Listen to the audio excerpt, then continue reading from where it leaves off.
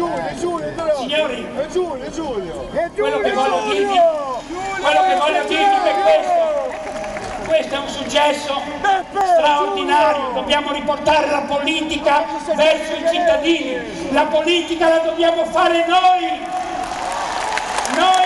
tutti i giorni, un pochino sempre di più, tutti i giorni quando facciamo la spesa, quando andiamo in autobus, quando siamo fermi ai semafori, quando andiamo a scuola, siamo noi che facciamo la politica.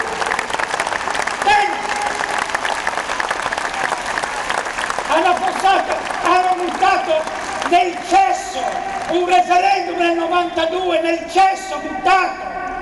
Allora questo movimento qua, in 200 città, in 30 città estere, da New York, ci collegheremo da Dublino, da Tokyo, Londra, Parigi. Gli italiani all'estero che prendono le firme e ce le mandano perché sono stanchi di vergognarsi di essere italiani.